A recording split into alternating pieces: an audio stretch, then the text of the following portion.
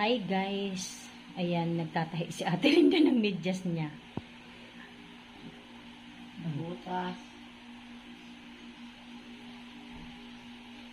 Tahi-tahi din pag may time. Teka na, labas na tayo. Sige na, tapos na ako. Lalabas kami ngayon guys. Pupunta kami ng palengke. Hinintay ako sa'yo. Baka may nalimutan ka. Teka na.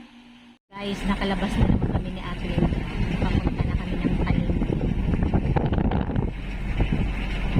Dito na pala kami ngayon guys sa palengke. Ayan sana mangga Ate Linda.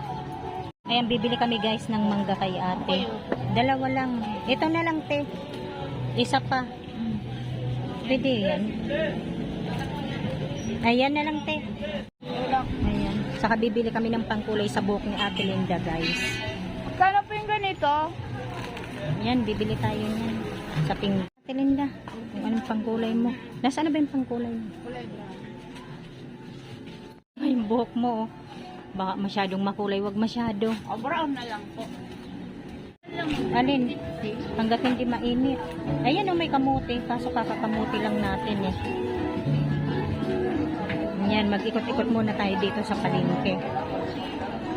Ayun yung binibilhan mo doon na isda. Sige, alin ba dyan? Isa lang Ate Linda.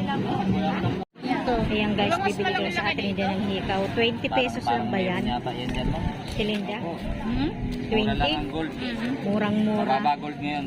Ano ba yung kuya? Rose gold? Ah, rose gold pala siya. Akala mo naman. Pili-pili muna tayo ngayon guys. So, kay kuya. Ito kuya? Ano, money catcher po. Money catcher. Oh, trending daw to guys. So, sa TikTok ba? Ganyan na symbol. Ganito daw na symbol. Yung hikaw. Pero iba na pili ni Ate Linda eh. Ito na. Hinikawan mo. Ayan, yan na ang gusto mo. Yan na pala yung gusto guys ni Ate Linda. Yan ang napili niya. Alay mo. Nakakita pala kami guys ng Pabili higi. na ako dalawa. Kay ate. Pwede pa ng dalawa? Oh, oo naman, bibili ka eh. Buti kung hindi, di ba?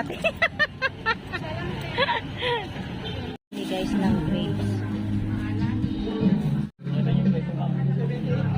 Ay, ayan, 50 kilo lang. Murang-mura yung grapes.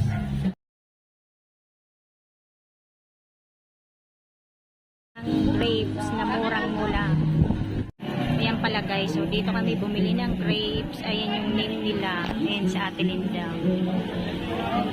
So guys, so nakabili kami ng hipon. Ito yung sasahog namin sa sa gabi. Pauwi na kami.